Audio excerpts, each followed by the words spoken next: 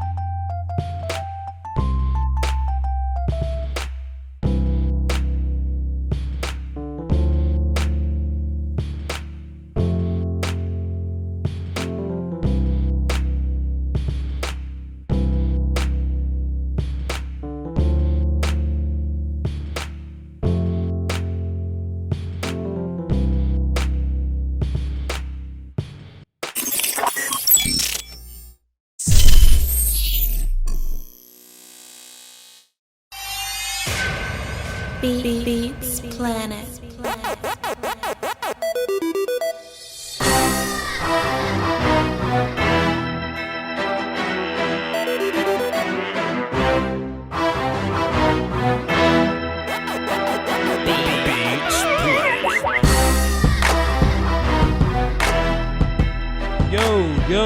Yo, what's happening? It's the Lombardi, Voch, we back, Geechee 3-0. For those of you that are in the loop. If you know, you know. If you don't, it's all good, man. What's happening, y'all? We here to talk some draft today. Got a quick little show. Wasn't gonna be here too long.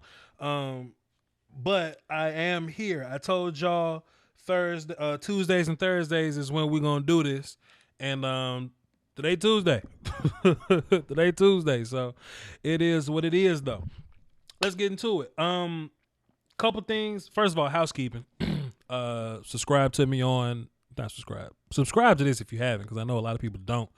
Y'all just kind of watch my videos in passing, and y'all just kind of check the channel every day to see what's dropped, or whatever your unconventional way of tuning in. But I need them subs, man. I'm trying to get to 50. I'm trying to get to 50 by. I'm at 48.2.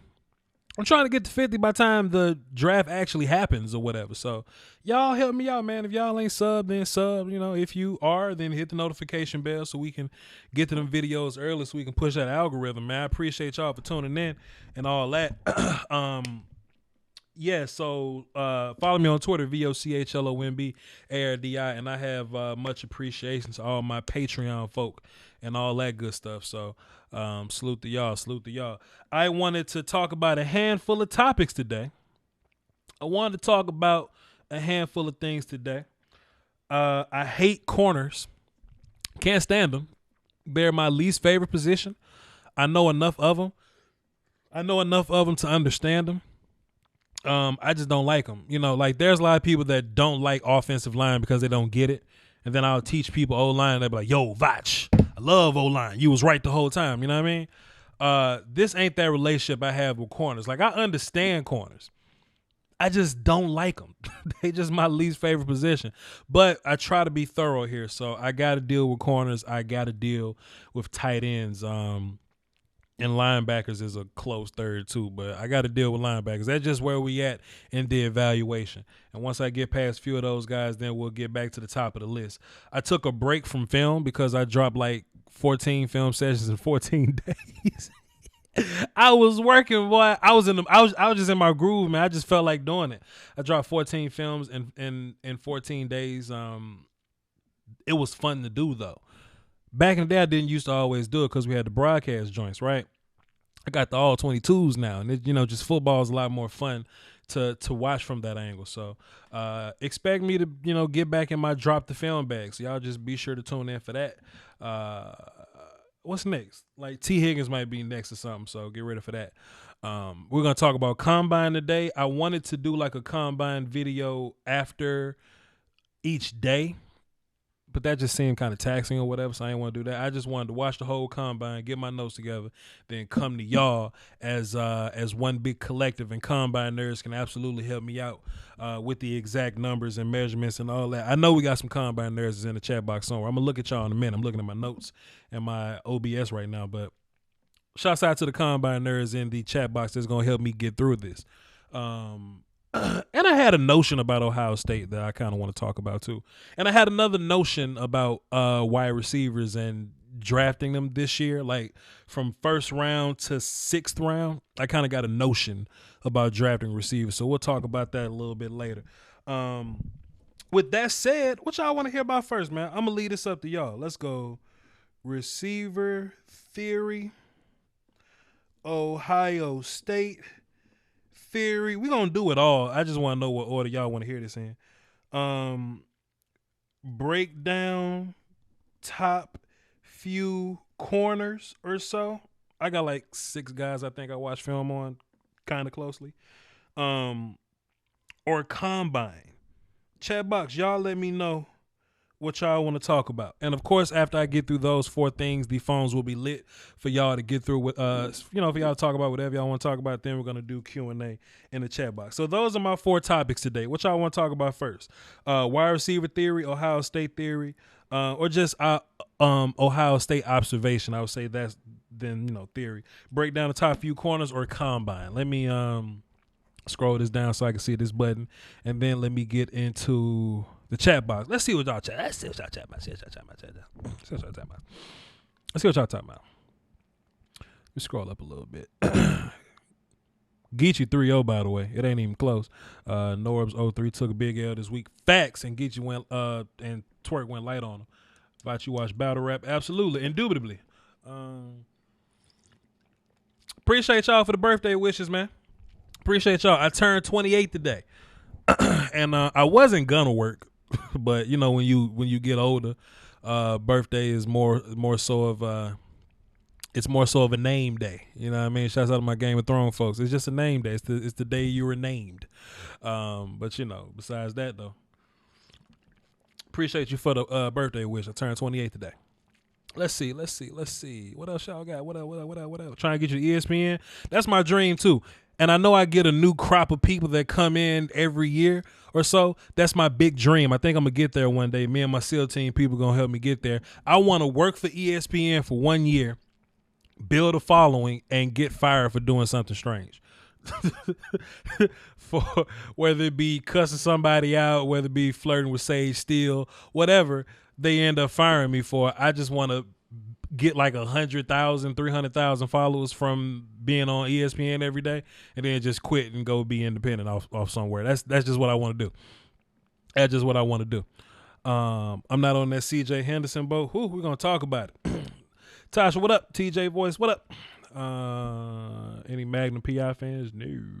Ohio State Theory, losing Byron Jones. I did a whole funeral for Byron Jones. Y'all can go check that video out. It's the last Cowboy video. You can find it pretty easy. Combine. Ohio State Theory. Okay, we're going to do Combine. Well, let's do corners first. I see this right now. We're going to do corners first, Combine, Ohio State receiver theory fourth. All right, I got it. We got some super chats here. Steven Benzick dropped the dub in the super chat. He says O-line preference is guards. Also, what do you think about do you think you would drop a Shane Lemieux film? I tell you what, Steven Benzick, you're one of my privileged people, and you just dropped an additional 20 in my super chat, Steven Benzick. I will get you a Shane Lemieux film session, Steven Benzick. Let me hit the plug and bother them for some Oregon film and cut somebody out, and I will get my Oregon film, and I will drop a Shane Lemieux film session. There you go, Steven. Everybody, thanks Steven Benzick for the Shane Lemieux film session. There you go.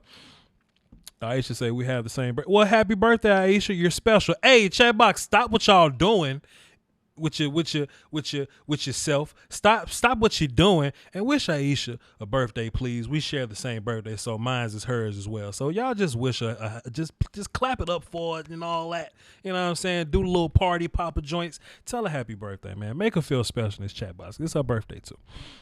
Should we look at Time Monger? That's a Cowboy question. Steven dropped another 10 in there. Appreciate you. The Goods 528. Appreciate you. Greg Castillo, appreciate you. I'm grateful. Anime Doll fan, appreciate you. All right, let's get into it. Let's get some work done, because that's why y'all here. Y'all here to get this work done. Let me scroll. Godson, be appropriate. Boy. Godson, please be appropriate. Unless that's your, but if not, come on. All right, let's talk about some cornerbacks. First of all, cornerbacks is whack and I hate them. But I kind of got through it, man. And a common theme that I'm noticing amongst the cornerbacks this year, let me make sure my level's good. A current theme amongst my cornerbacks that I noticed this year is that we got some athletes, we got some size, okay? Things get kind of weird when competition changes. We'll talk about that. And tackling. A lot of their ass can't tackle this year. So, boy, like if you want to make a highlight reel of people not wanting to tackle, not even missing tackles, right? Not even in a willing tackler kind of way, but they just miss tackles off the strength of business decisions, just not great at it. Boy, it's some they leave a little meat on the bone in terms of getting people down in the run game. So let's just get started, man. Let me pull my notes here. I got notes all over the place. That's a combine note. Let me move that over there. I watched Jeff Okuda first. Y'all know how I feel about the draft Illuminati, right? Y'all know how I feel about the draft Illuminati and the things that they try to force upon us. Let me take a sip of water on this one.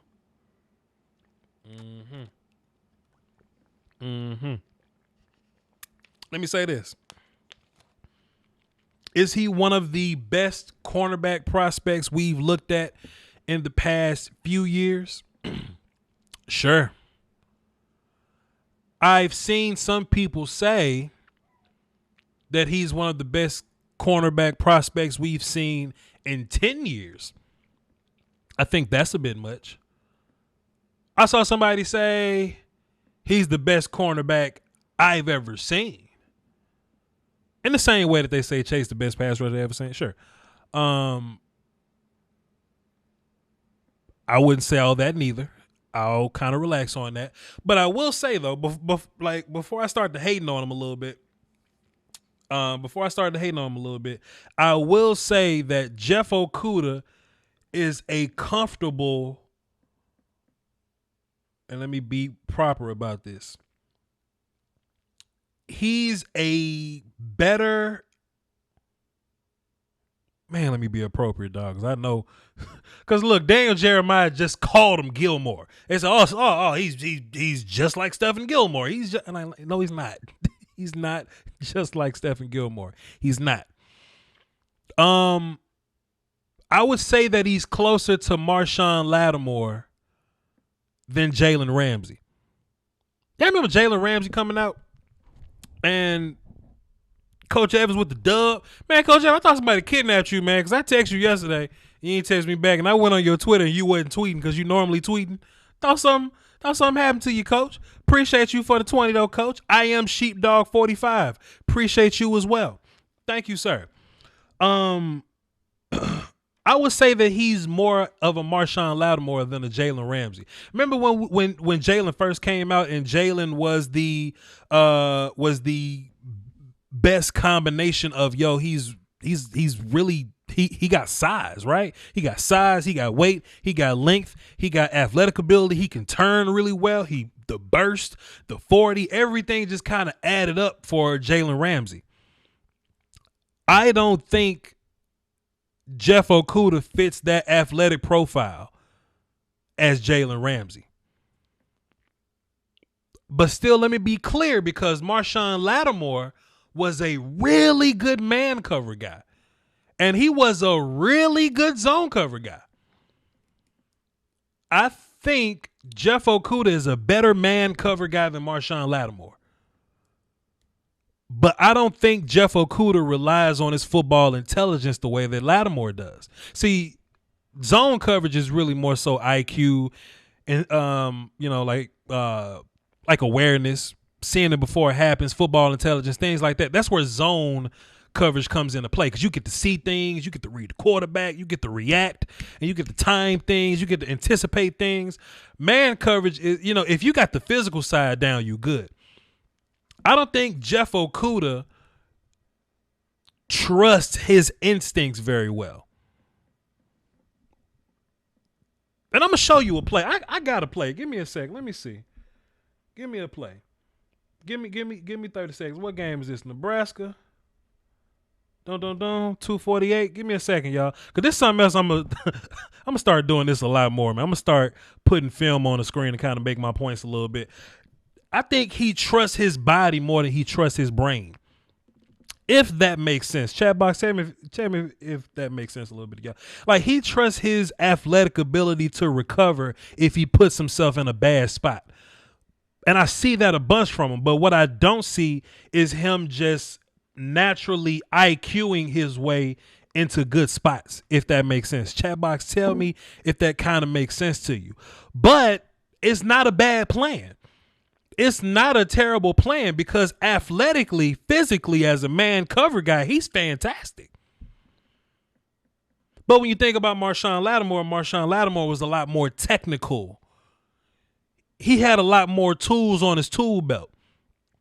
If I can make a comparison between Okudah and Lattimore had that big ass tool set that you get off Amazon for like $19, but it got all the tools in there, all the measurements, all the wrenches, you know what I'm saying? But Jeff Okudah got $100 power drill, right? With a couple bits in it. but he can fix the whole damn house with that money. He just ain't got the whole tool set to do it. Lattimore got the old belt. You know what I'm saying? That's all I'm saying. Let's see. Give me a second. Boom, boom, boom, boom, boom, boom. All right, let's see. Here we go. Let me move this down. Boom, boom, boom. Let's go to OBS. Y'all getting a little bit of film today, y'all. So salute to y'all. Just give me 20 seconds to set this up real quick. I gotta go to. It ain't gonna take long. I just gotta hit this one button and hit this quick time button here. Boom, and I gotta move little Voch out the way. Bam. Let's see. Okuda's there. He's gonna go in motion there. Okuda's at the top of your screen, right? Chat box, tell me if we gravy right now. Tell me if we gravy. Tell me if y'all can see right now, chat box. I just want to make sure we good. Just want to make sure the visuals is good here. I just want to make sure the visuals is good here. Here we go. Want to make sure the visuals look good. Check out Jeff Okuda right here, right? Jeff's at the top of your screen. And pardon me, I don't have a pointer right now, so y'all just kind of got to use my voice to guide you. Jeff is the corner at the top of the screen, right? This receiver's going to go in motion, and Jeff is kind of going to go with him. You see I'm going with him? All right, cool. Check out the receiver at the top of his route right here, and check out how early Okuda kind of, let's see. Okay, let me just run it, and then I'll just show you what I'm talking about, right? Boom, boom, boom, boom. See how early he kind of bites and goes that direction, right? The receiver's going to break in a little bit, and Okuda just kind of goes with him, but he sees it early. He's good enough to take those risks. Why? Because he understands, right? His hips are so good, he can get to this point. Even if the receiver comes back outside, he knows he has the hips to get back outside with him, you know? Most cornerbacks, if you turn this way, let me go back. Most cornerbacks, if you turn this way and your receiver breaks in and you break in with him, if your receiver break back outside, your pants going to get grassy. You're going to hit the ground because, you know, everybody ain't got the hips to pull that off. I think Jeff Okuda trusts his body so much, he can anticipate routes before they happen. I don't think it necessarily has to do with football IQ, because if it was an IQ move, he would be a lot more square here. Right? He would be a lot more square to be able to deal with both sides that the receiver could possibly take. But he says, you know what? I'm going to super commit to the receiver, right? Because I got faith that I can do it. Now, the receiver stays, you know, he broke to the inside and he stayed that direction. He didn't break back outside. But Jeff is in good position, right? So he can make a play like this.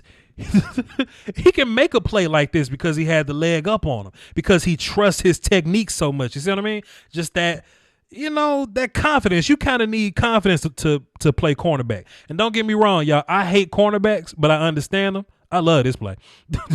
This play is fantastic. If I could trust, and then he's looking for the ball here. Oh man, he's gonna. I got so many plays him finding the football, but y'all gonna have to wait on that Jeffrey Okuda film session. That's gonna come out after the Chenault film session. That may be like 4 days, so hang tight. But bro, I'm just watching Jeffrey Okuda, man. I'm like, fam, he trusts himself. That is belief in yourself, to put yourself in that kind of position, and that's what I mean. Marshawn Lattimore would never do nothing like that. But Marshawn Lattimore may not have he probably does, but a lot of corners don't have the hips and belief to pull that off. That's something I really liked about Jeff Okuda. Chat box, there you go. I gave y'all free film.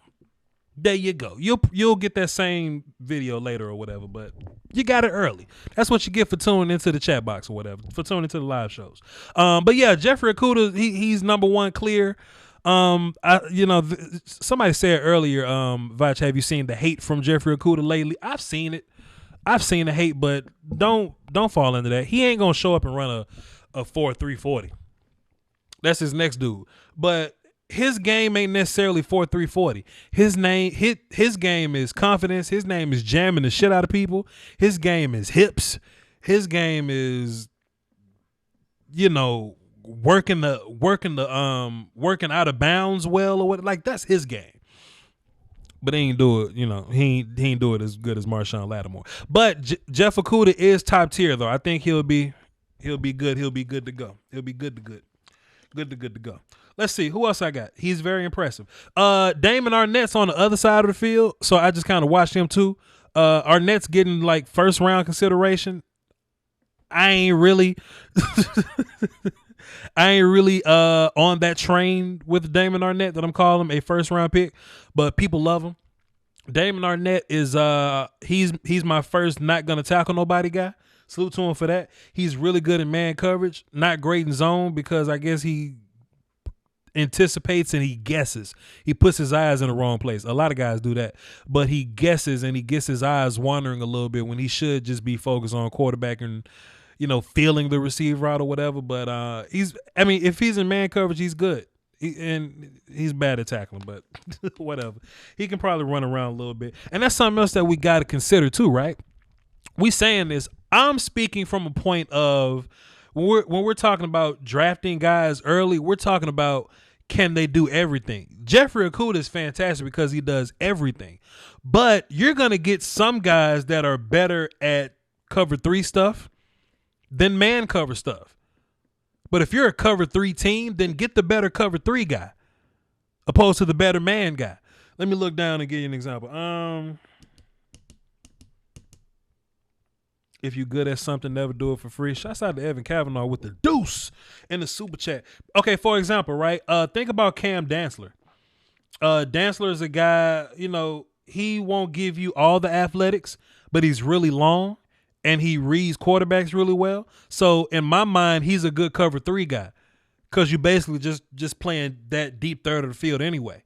And cover 3 guys are basically long guys that can kind of run a little bit, right? That's Dantzler. He's really good at that. But Trevon Diggs is a better man cover guy. Because he's a little more physical. You see what I mean? He doesn't have the best techniques in the world. We're going to have to work on that or whatever. But physically as a man cover corner, he's a better man cover guy than Dantzler. Dantzler is not a great man guy, in my opinion. You know what I'm saying? So if you need a corner that's going to play man more, then you'll draft Diggs before you draft Dantzler.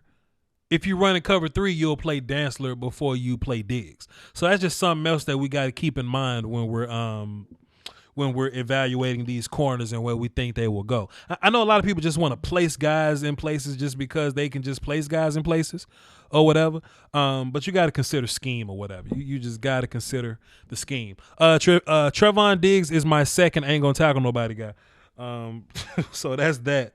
I had some notes on him. I said raw-ish, athletic. He gets his hands on football. Salute to him. If you look at his LSU game, he has an interception and a deflection in that game because he gets his hands on the football. The problem is he doesn't always do it. He doesn't always get his head around. So if you are a ball placement guy, you can smoke the hell out of Diggs. And that's what Joe Burrow figured out. So he hit him with ball placement, put hands on Diggs. And after a while, Diggs just started gambling. He was just gambling after a while. You just can't gamble versus LSU. And that goes back to my other point too. Back to my themes of cornerbacks, right? Athleticism. Things got weird when competition came to play or got different when competition came to play. And tackling, right? So Diggs, for the most part, was a pretty good corner all year. Joe was ball placement guy. And it kind of got weird for him. So therefore, Alabama was able to do some wild things on Stephon Diggs, bro. Oh, they picked on Stephon Diggs for a good little bit, man. But that's just what that is, though. That's just what that is. Let me get my notes in some type of organization here because I'm all unorganized. So we talked about Okudah. Arnett ain't gonna tackle nobody, but he play man. Diggs can kind of play a little bit of man too, but that's because his athleticism. He gambles, ball placement guy.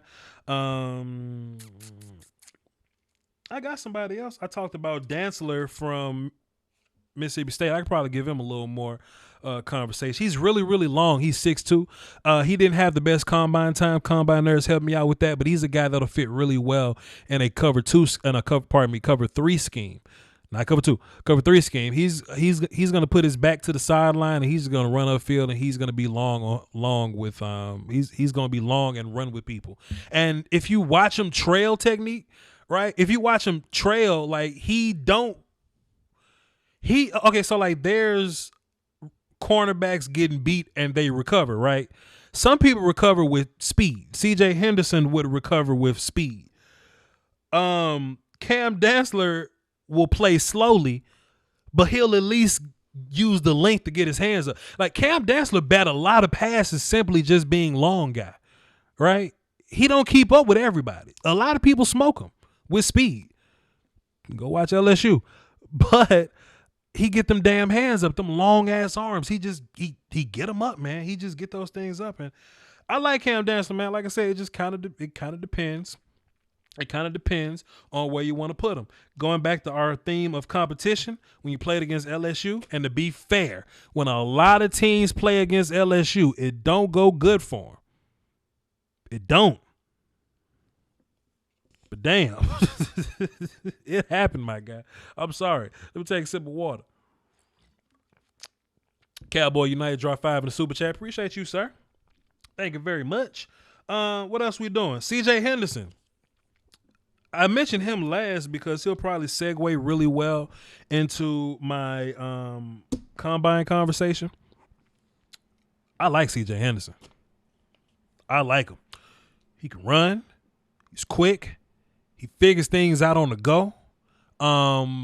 Recovery guy. He's speed recovery guy. CJ Henderson is more speed recovery guy, right? Combine nerds, can y'all help me with CJ Henderson's measurements or whatever? Can you help me out with his length? He looks lengthy. Like if you watching a film on him, he looks lengthy. I just ain't got a good number for him in my mind. Somebody hit me with the number, sure. He gets his hands on the football. He's always around the football. He's another quarterback eye reader, but he's also man cover receiver reader or whatever. So he's another guy that can play man and zone. 4.3940 was,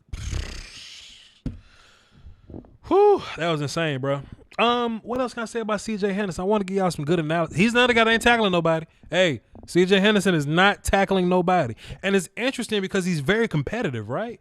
You think about CJ Henderson versus I would say that he was one of a few guys that didn't get bad with competition.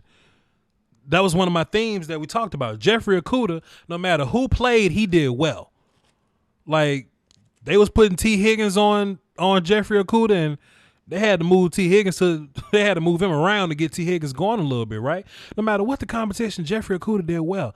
I want to say the same for CJ Henderson. I'm still watching the film on him. Y'all just bear with me on that.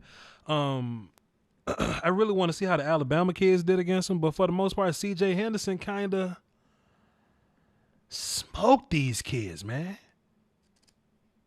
Kind of smoked them, man. But like I say, man, he ain't gonna tackle nobody. But so when you think about everything I just said well about CJ Henderson, you'll probably say, well, Voch, why aren't we talking about him in a way that we're talking about Jeffrey Okudah? Well, because Jeff Okudah does the same things that Henderson does, but Okudah does it better. That's the only way to say it. Okudah does these things at an elite level, or he can do these things at an elite level. CJ Henderson, he can do them at a great level. Plus, he's not going to tackle anybody. Jeff Okudah can tackle, by the way. Let me just put that out there because I'm talking about these cornerbacks not tackling. And I watched Noah Igbenogany a little bit, and he had a lack of technique, and I got sick of watching corners for the day, so I stopped watching them.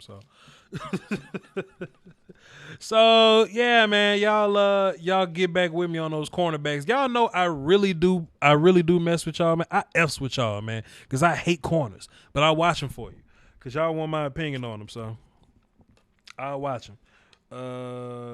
Receiver theory, we're gonna get to that later. Combine, I got a lot of combine notes, y'all. Let me scratch out my cornerback theory. Let me take a look at my chat box for a second, see what y'all talking about. Let me see what y'all talking about. Nobody's on the phone? Cool. Phone's lit, though, but nobody there, so that's cool. 4.3940 with a 37.5-inch vert. I'll take that. 37.5 plus he long? Yeah, I'll take that. Let me see. The Goods 528 said he was injured, but who was injured? Who was hurt when? When was who hurt? Jeff Gladney hadn't gotten there yet. CJ Henderson is Byron Jones with ball skills. Hey man, don't make me say weird things like that, man. It's way too early for me to be making. Come on, son. CJ will attack outside runs though. He'll attack, but he ain't great at it. Look, he's very competitive. That's the word I wrote down for him. He's competitive. Like when he go against these wide receivers or whatever, you can see him balling up on people, like line up, say something, right? And you'll see him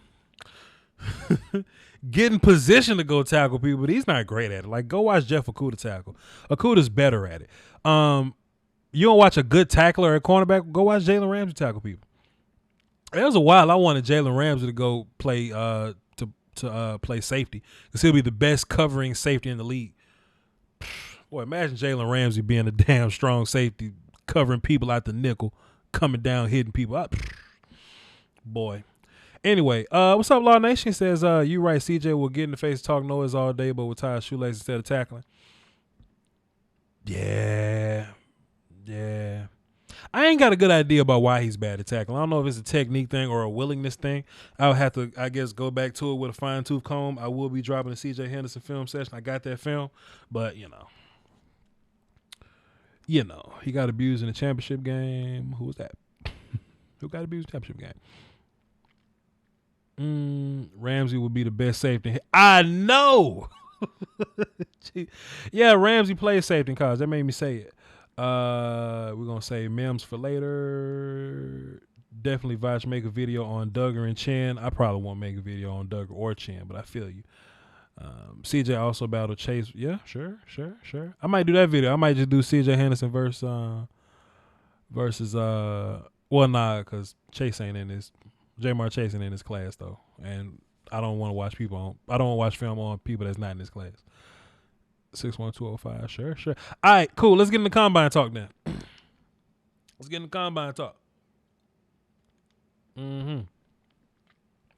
Do cornerbacks need to tackle if linebackers and linemen do their job? Yes. We got bubble screens. We got tunnel screens. We got quick game. We need cornerbacks to tackle too. Can you imagine a world where cornerbacks just weren't required to tackle? If I was offense coordinator, I'd smoke the hell out y'all. If I found out you had a cornerback that don't like to tackle, we coming to your side every time. What if your defensive end set the edge, your linebacker take the fullback, then it's the cornerback's job to come up and take on the running back? Absolutely. I'll outside zone you to death if I know that your cornerbacks can't tackle. Absolutely. I'm more so your free safety shouldn't be the best tackler on the team. And to be fair, your corner shouldn't be the best tackle on the team neither. But in the National Football League, where there's a lot more quick game than ever, getting the ball to the receivers quickly, your cornerback's best to damn tackle. Absolutely. I'm not sold on the Baylor wide out. Shoo! Okay, cool. Let's get into it then. Cornerback. Let's start with Denzel Mims. Y'all want to talk about Denzel Mims so bad? So Denzel Mims is he's the Baylor receiver. He's one of 4 receivers I think I had on my list that I consider big guys that can run well. Excuse me, because I hate big guys that can't run. You know, like the Michael Pittman guys that can't run. Juwan Jennings is a big guy that can't run, but I like him. He's different. We just got to figure out different ways to use him. There's a handful of big guys that just can't run this year. Colin Johnson's a big guy that can't run this year. I know Chase Claypool ran like a 4.4, but his film didn't show no damn 4.4. Shit, we got to talk about that. But anyway, so yeah, Denzel Mims is one of those big guys that can run. He's one. T. Higgins is another. Gabriel Davis is another. So what we needed from T. Higgins was to show up and be tall, and he was that. Be long, he was that. And if he ran a good 40 time, then I think Denzel Mims made him some money. I'm a fan. I understand Big 12 defense is a thing, but what he was doing on film, I think those are some of the things I think he'll do on the next level. I think sometimes he'll run past people, sometimes he'll jump over people. It'll go back to the it'll go back to the DK Metcalf theory. You probably wouldn't ask Denzel Mims to run a bunch of nuanced routes like double slant, sluggos, post corners, things like that. But if he runs nine routes really well and he does goal line fades really well and he runs slants really well, then only ask him to do that. Only ask him to do that. Voch, how do I get featured on your show? I need like 5 minutes. Chat box, somebody tell Swagger D how to get featured on my show. Swagger D, you must don't listen to my shows, dog. Come on. Greg Waters said Jawan Jennings is the most slept on in the draft. Y'all know how y'all know how I feel about the term slept on, so I won't say that. But I do think he's a really good football player.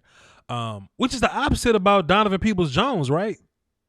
Honestly, Donovan Peoples-Jones from Michigan. Justin Pro Football Scouting Analysis says Peoples-Jones and Duvernay are both being slept on. I like Duvernay a lot. I don't think he's being slept on. I see a lot of people talking about Duvernay. But the problem is with Donovan Peoples-Jones, I think he's a better athlete than he is a football player. Jawan Jennings is a better football player than he is an athlete. If that makes sense to y'all. You know what I'm saying? Jawan Jennings probably going to be a quick game guy. It's hard to tackle Jawan Jennings. Like go watch Missouri. Nobody tackled Jawan Jennings versus Missouri or whatever. And Donovan Peoples-Jones, he just didn't show up for him. He just didn't do enough this year. And I know he had bad quarterback play, but Laviska Shenault had bad quarterback play. Denzel Mims, to a certain extent, had bad quarterback play. Michael Pittman had bad quarterback play this year. You know what I'm saying? So we just, I don't want to say that. I don't want to say Peoples-Jones should be better because a lot of receivers overcame bad quarterback play this year. So, that's just my thoughts. Jalen Reagor. My thing about Jalen Reagor was there were a lot of people that were pissed off about him because he didn't run in the upper 4.2s or whatever. But this is what we got to understand. Like, it's hard to run a 4.2. That's one thing we got to understand. Something else we got to understand, 4.4 is still really fast. Something else, too, like when y'all looked at Jalen Reagor, he looked a little thicker, right? Like, he didn't look as skinny as he once was. If he wants to bulk up if he wanted to bulk up to get prepared for what football is going to do to him, I don't mind Jalen Reagor running 4.4. You know what I'm saying? I just don't mind him running that. But he probably should have bulked up after he ran his 40. That's what Coach said. He should have bulked up after he ran his 40. Justin Jefferson did well for himself. He did the 4 chat box help me. Justin Jefferson ran really, really well, and he was already in the conversation of being early second guy, possibly late first. But if you're going to be super nuanced route runner dude and show up and run a 4-point fast 40, then you definitely made you some money. Henry Ruggs made some money. It's crazy how people on Twitter looked at his 4.28 and they was talking shit about it like that ain't fast. Like, it's hard. It's hard to get that fast, bro. Like, it's a conversation because nobody does it a lot. Nobody do it. Like, yeah, I mean, like John Ross did it. But think about this though, right? Would you rather have the receiver that runs the fastest 40 but can't last in the league because he's not healthy? Or would you take a guy that runs a 4.28 or a 4.4 something that's kind of thick that'll last for you, right? I think that's an interesting conversation we got to have. Tyreek Hill is one of the fastest receivers, but he ain't skinny necessarily. He's short. He's a little dude, but he ain't skinny like that. He can take his hits. So we just gotta be aware of that.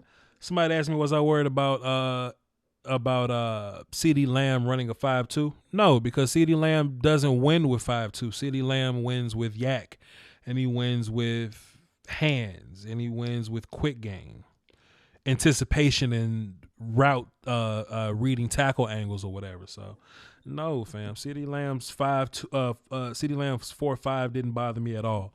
But Jerry Jeudy's 4.4 was pretty good for him. So it's pretty good for him though. 4.43 for him not Henry Ruggs. 4.43 for Jefferson. Thank you, Combine Nerds in the chat box. Thank you. Voch, what you think about trading Tyron Smith? Okay, I'm not talking about. Oh God, boy, the trade Tyron Smith crowd just like, it's a lot of crowds that get me, and I really don't like the anti-Dak crowd. But boy, the can we trade Tyron Smith? Can we trade a franchise left tackle crowd? Boy, they killed me. Let's see. Hamler didn't run. Yeah, Hamler was gonna be another one of those fast guys. Sure. He was gonna be another one of those guys. Yep. Chatbox, what else I talking about? Did you hear what Michael Irvin said? He says no Hall of Fame receiver has ever run a sub 4.4. Well, that's because Michael Irvin's slow. And Michael Irvin came up in an era of slow receivers, right? Like they wasn't really blazing in Michael Irvin's time. And what he said 4.4, like he said Hall of Fame receivers. I think Randy Moss up there. Randy, like what was Randy Moss? I mean I don't know. I don't think he had an official number, but Randy was blazing. He's a Hall of Famer. Calvin Johnson was blazing. He'll be a Hall of Famer. So I ain't trying to hear what Michael Irvin talking about. He just saying that shit because he's slow. Okay, let's go. Offensive line. Becton and worse. I try to tell people that Mekhi Becton wasn't fat, man. he was just big guy. He was just big dude. Like Mekhi Becton 6'7", 300 and mad pounds, and if he somebody said he was like 17% body fat. I'm not saying that much. I won't go on the limb and say that, but Mekhi Becton to be 260 something pounds and to run the way he did, and I want to see him in the field drills because that's where he really was going to impress. He was going to really impress with his movement and his lateral ability and his cones and all that. That's where Becton was really going to bust y'all asses. And Tristan Wirfs ran like a 4.85, which is pretty good for him too. I think he's going to be the best guard in the league, or the best guard in this draft, I would say. Pardon me. But y'all know how that go.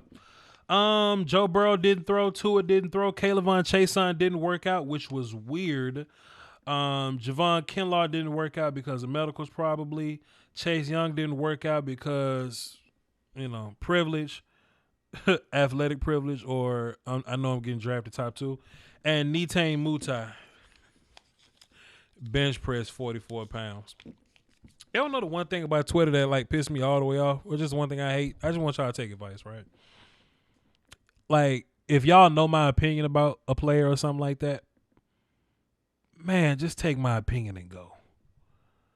I don't want y'all to tag me to Netane Mutai eating 10 hamburgers like, Voch, look at your boy. For one, I saw it already. I get Bleacher Report just like y'all, and I get Twitter just like y'all. But I don't want to hear about Netane Mutai or Netane Muti, whatever his name is. I think Netane Muti is his name. Also, him benching 44 pounds, I don't need y'all to tell me that Netane Mutai, who cares? I don't need y'all to tell me that he did 44 reps on bench. Who cares? I know he's upper body strong. You want to know how I know he upper body strong? Because in my film session, it looks like he's upper body strong. Muti is booty. Thank you, Joe. In the film session, he's upper body strong. He ain't lower body strong. And that's right, Mike Larry. The combine don't do nothing for the film. Oh, Voch, she ran a 4.4. He's good. Shut up. Netane Muti. But yeah, whatever. He bench pressed 44. If the Cowboys take him, I'm gonna be sick, but we shouldn't take him though. He aggressively moves you nowhere. That's big facts though, Greg. He be smacking the hell out of people and they don't be moving, man. That's big facts. Let's move on.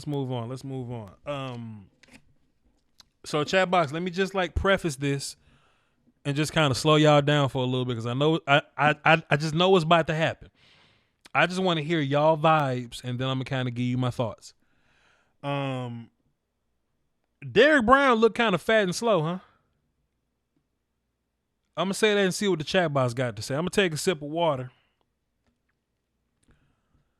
And come back and just ask y'all what y'all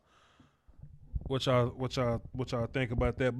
But Derrick Brown looked kind of fat and slow, didn't he? Just take a sip of water on that. I just want to know y'all thoughts.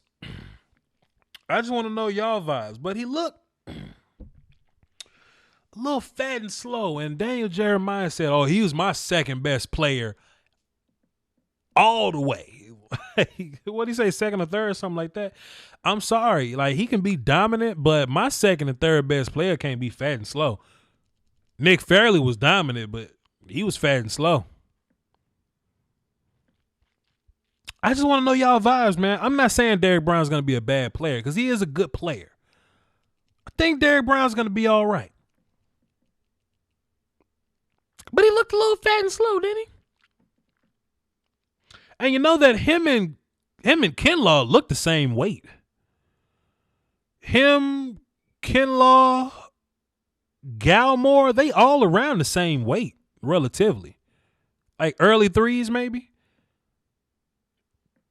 Derrick Brown just looked fat. Derrick Brown kind of got the power to be a really, really good.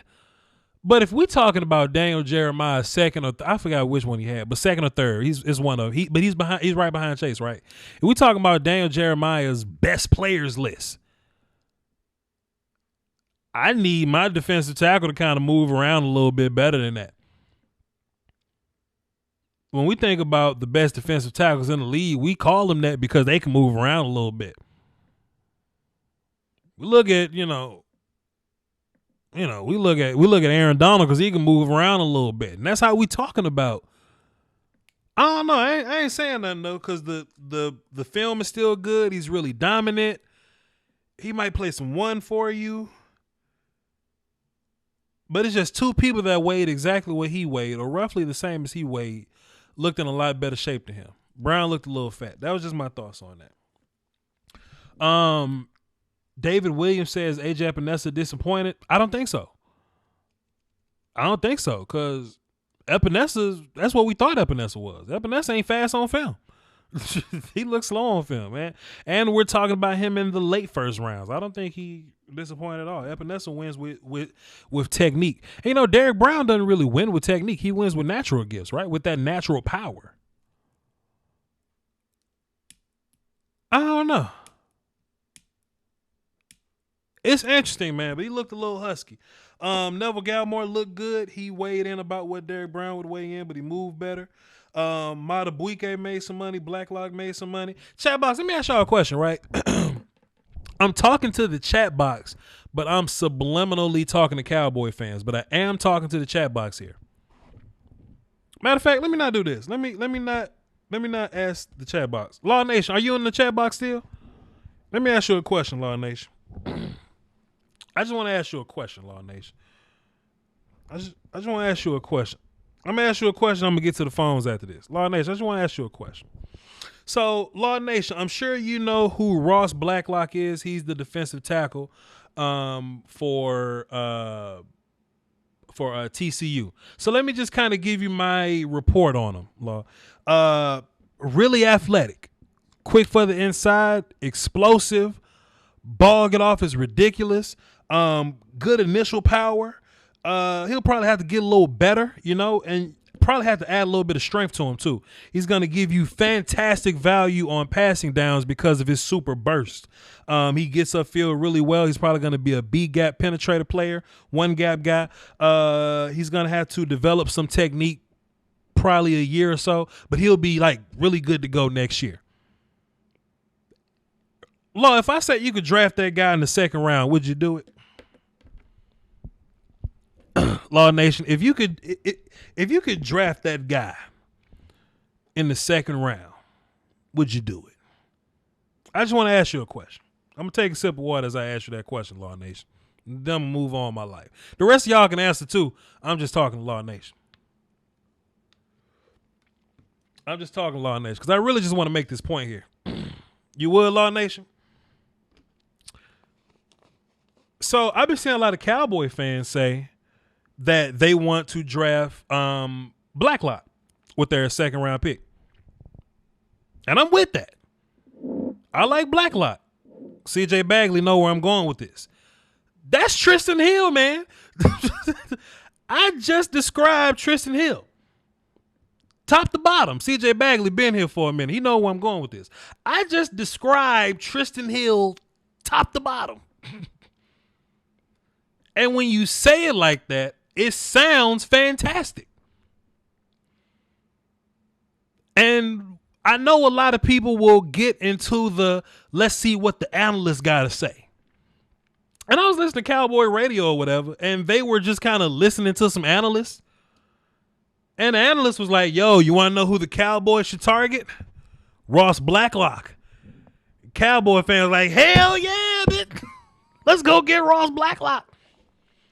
And I'm like, fam, we got Ross Blacklock in Tristan Hill. But we got a version of him that's put together already. Hill doesn't have the motor he does. That is a lie, Richard. I can show you on the film. We can do this.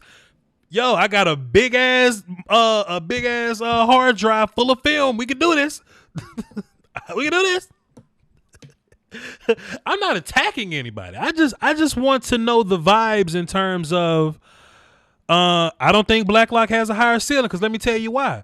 Tristan Hill can move that way at about 308. I don't think Blacklock is built that way. I think Blacklock gonna lose some weight and put some muscle on and end up being kind of smaller. I think Tristan's ball get off compared with what his man size probably gonna be. I would say Tristan Hill got a higher ceiling than Blacklock. And don't get me wrong, I like Blacklock. I really like Blacklock. I just want to get a better idea of the vibes in Cowboy Nation when it comes to three techs, or I call it player redundancies, is what I call it. Player redundancies. We don't want to draft the same kinds of players.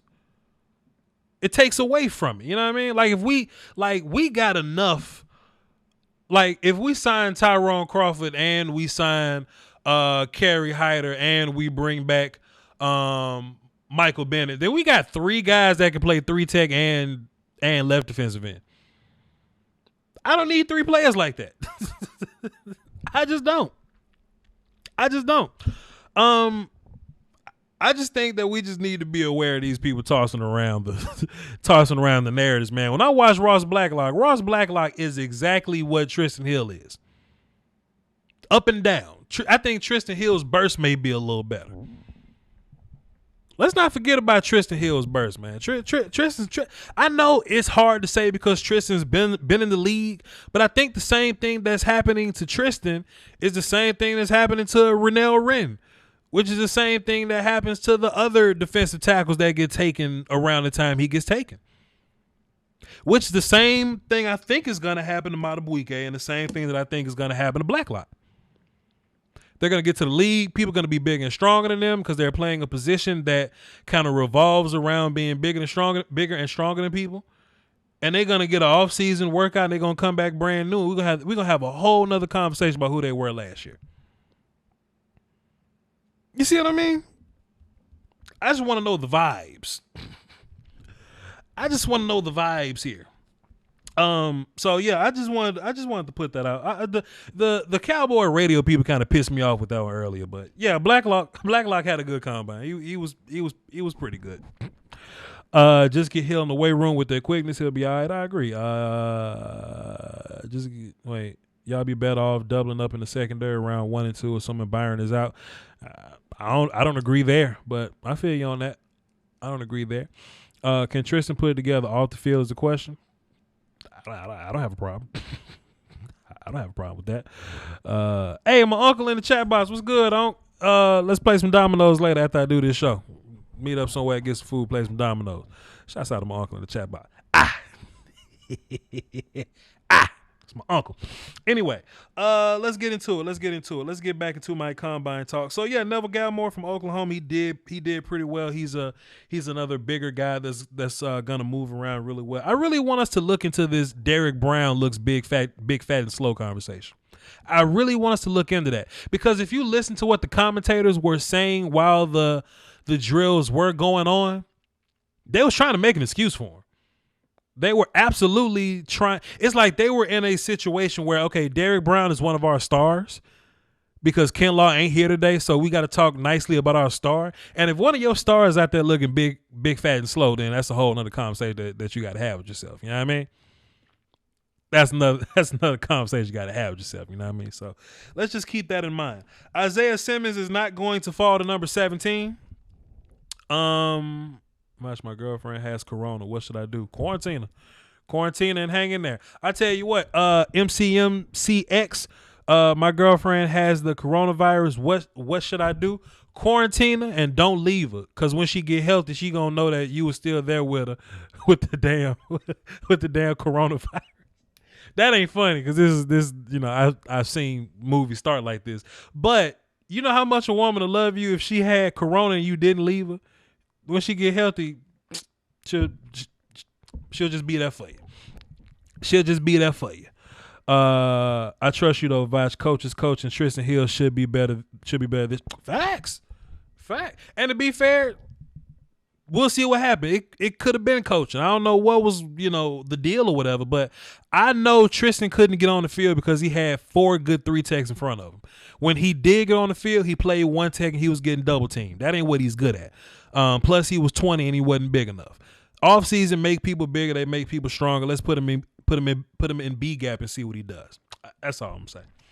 What else? Yes, Isaiah Simmons ain't gonna fall to 17, man. I know I was trying to make every attempt to get Isaiah Simmons to fall to number 17. We're talking about safety, linebacker, nickel corner, sometimes edge rusher from Clemson. He scored in the 90+ percentile in every single category, which is insane. Size, speed, everything. But he ain't gonna fall to 17, man. He ain't gonna fall to 17. If he gonna get to Dallas, we need to put some weed in his car or something. And somebody was like, well, Voch, what's the point of putting weed in this car because the damn CBA is going to get rid of drug tests and all that? I don't want Isaiah Simmons to smoke the weed. I don't care about that. I just want the weed in this car so he can get the felony. I'm in this for the felony, right? And Jerry Jones bail his ass out and he'll be a Cowboy at 17. That's what I want. But in terms of him falling to 17, nah, fam. He blew the combine smooth up. The hype around him ain't hype. The one thing that made me feel like it wasn't going to happen was Mayock talking real highly about him. So I feel like he's not going to get past 12 in that respect. But shit, then you go out and you perform that way. So it kind of makes you think, right? Let's take away quarterbacks and offensive linemen, quarterbacks and tackles, because those guys are going to get the nod over everybody else, right? How many players are better than Isaiah Simmons right now? Honestly, take away quarterbacks, take away offensive linemen. How many players are better than Isaiah Simmons? Think about it. Simmons, in the famous word of Voch Lombardi, needs to have a gun under his seat. He needs to have an unregistered gun under the seat. Damn. So you'll probably have like Chase Young, maybe. You'll probably put a Kuda up there, but I'm not putting Derek Brown in front of Isaiah Simmons. I ain't putting Kinlaw in front of Isaiah Simmons. You know what I'm saying? So if Isaiah Simmons is the third non-quarterback offensive lineman to come off the board, he ain't falling to 17, bro. He ain't falling to 17. And I just went in my closet, grabbed my rifle, cut the lights off, curled up in the corner and just cried for like 10 seconds. Then I came back and watched the rest of the day, man. But I was hurt, bro. I was hurt. We talked about CJ Henderson. We talked about Madubuike. Hey, y'all, if y'all want to call into the show, the number's on the screen. I'm about to get ready to start taking calls, so y'all can go ahead and get in line for that. I think I've run out of combine notes. Yeah, I'm out of combine notes, so that's that. 2 theories I have before I get into the phones. How much time I got? Where I'm at on time? We good on time. We good on time. Okay. A gun with a body. Facts. Hey, whatever gun they shot Kennedy with, we need that gun under Isaiah Simmons. We need that in the car, fam. Oh man, whatever gun Geechee Gotti shooting people with, we need that one. Goodness. I have a theory about wide receivers, right? Chat box, how many times have you heard somebody say a team probably won't go wide receiver early because they can just go wide receiver later? We've been hearing that a bunch, right? Let me scratch out combine. We've been hearing that a bunch in terms of wide receiver. I went to Chipotle one day. I was in the line at Chipotle. It was pretty long, but that thing was moving. I had my glasses on because it was bright outside. That's what I do when I run and go to Chipotle, right? I took my glasses off. I did it then, but I'm not going to do it now. But I took my glasses off and I was like, that only applies when the grouping is similar. I'll explain again. For the crowd that's saying they won't take a receiver early because they can get a receiver later, I don't think it applies because it depends on the grouping. Example, if you're in the second round and Jalen Reagor is there, I don't mind you saying I won't take Jalen Reagor because KJ Hamler is coming up later. I don't mind that.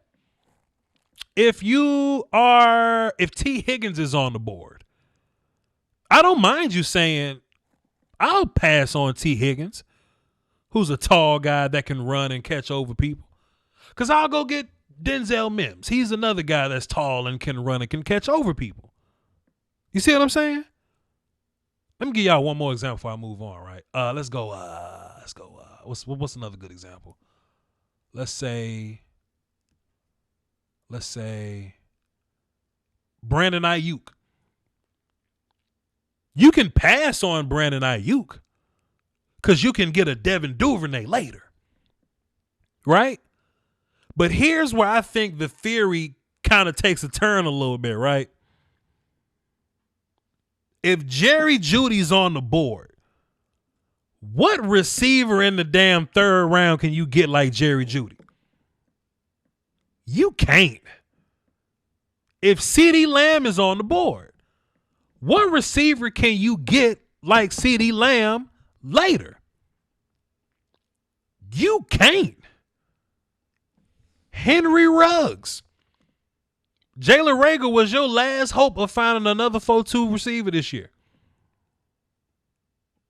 KJ Hamler ain't Henry Ruggs. KJ Hamler ain't Jared, indubitably. He ain't Jerry Jeudy neither. If Henry Ruggs is on the board, Reagor was your last hope. Who can you find in the second and third like Henry Ruggs? You can't. You cannot. So I think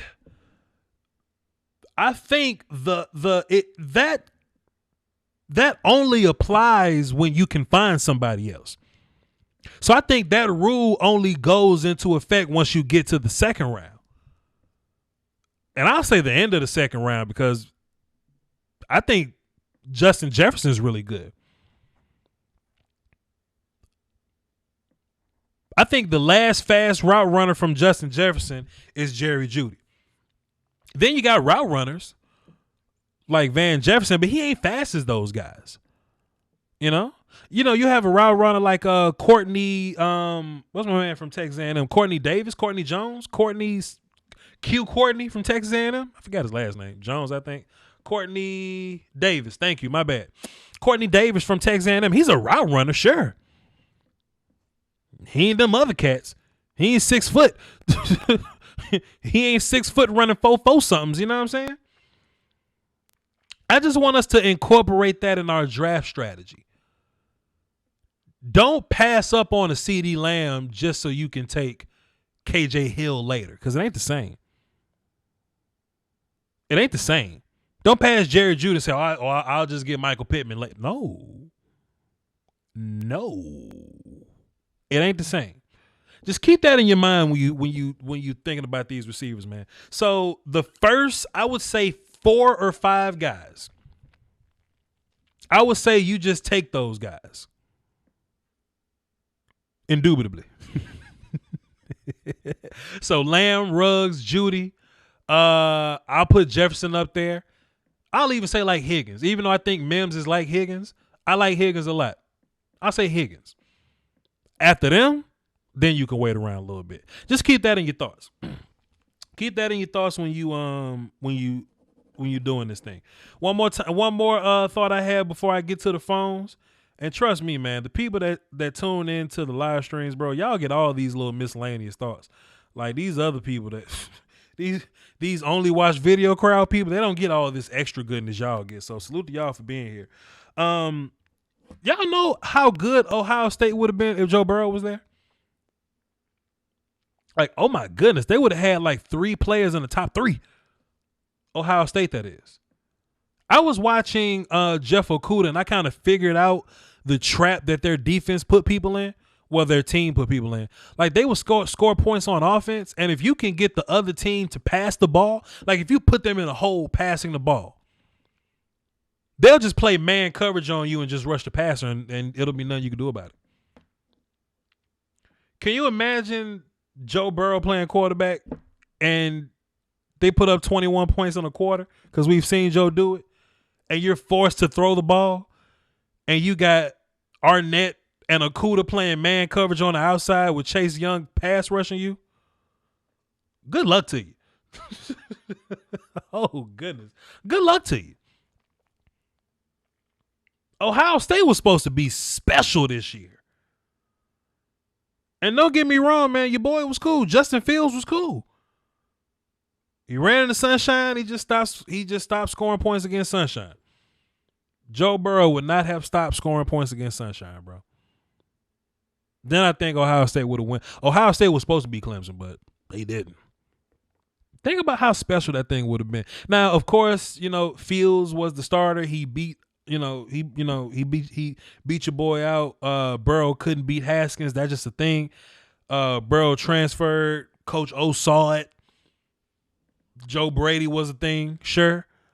But fam, that trap that Ohio State defense plays with a Joe Burrow run offense, the boys would have been special, man. Let's get into the phones, man. Let's knock some of these calls out. Then we're going to go into the chat box, do a little Q&A. Then I'm gonna get the hell up out y'all hair, man. I think this was a pretty good show, but we're gonna see see what we got here. Tony, what up, man? What's up, Voch?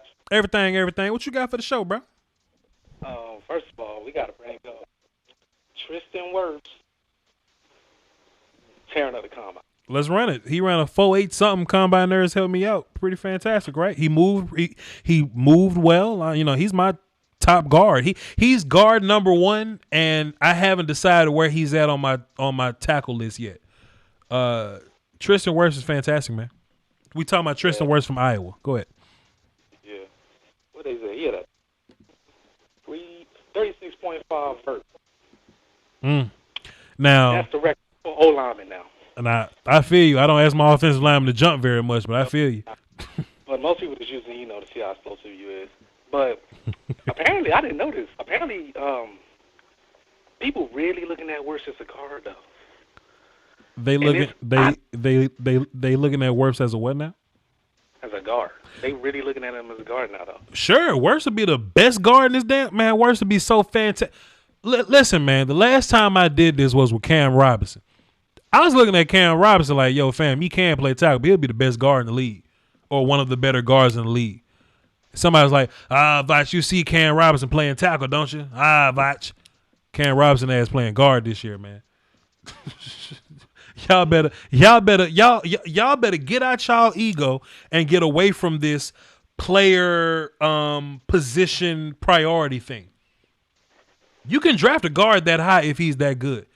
Tristan Wirfs is that damn good, and he'll be a good tackle. It's just that I get concerned about him when he's on an island with, a top tier pass rush or whatever. But if he on the inside and all he get to do is move and maul people, shit, let him fly.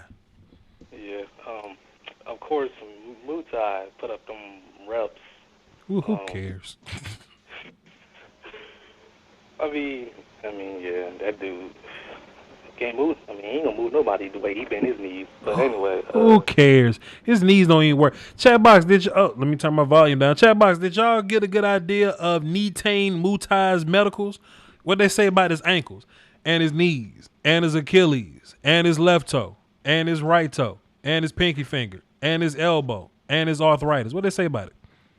Surprised he ain't get injured walking into the combine. But yeah, he did get injured. He about eating 10 stack of In-N-Out burger. Big ass boy. My bad, Tony. This about you, man. My bad. Go ahead, sir. Yeah, Becton huge 364 body ass ran a 5.1. Impressive. That shit is crazy. Indubitably. Yep. Yeah. Neville Gallimore looked nice. He did. He did. Yeah. Let me ask you a question. So what do you think about my Derek Brown looks slow and fat theory? Because the other guys that weighed in about as much as he weighed in, they look slimmer than him. They just looked in better shape than him. And Derek Brown just didn't look like that. He just didn't look in good shape. So that's kind of been a conversation for months because you've been talking about it for a while. How Kinlaw and Brown, they really close in terms of weight. Yeah. When during the season, Kinlaw was listed at 315, Brown was listed at 325. You look at their bodies; they look totally different. Sure. Now Kinlaw weighed in at 324. Pretty sure Brown was at like 326. If you look at them, you can't tell that. You would think they weigh like 10, 20, 30 pounds apart. Facts. Brown, yeah. And I just want to give you credit real fast. Just chat box, everybody just focus. Y'all see how he said, Voch, you've been saying for a while now. You know what I'm saying? Y'all heard how he said that? Indubitably. He said, Voch, you've been saying for a while that, they kind of weigh the same, but they look. Appreciate it, Tony. That's all I be wanting, man. Appreciate you, sir. Yeah, that's a lot of fans have been talking about that for months. Like, man, Kinlaw and Brown ain't that far apart in weight. But they body type look totally different. And Kinlaw only like 1 inch taller than Brown. Indubitably, yep. So some people think that's some work ethic. Also, I didn't think Brown was crazy athletic anyway. I didn't expect him to test that well now. From what I heard, they say his 3-cone was like, I heard one place say he was 3rd worst all time, one place say 4th. Yeah, it's pretty bad. And look, Daniel Jeremiah, this how phony they are on TV, and why this why I can't work for him, right?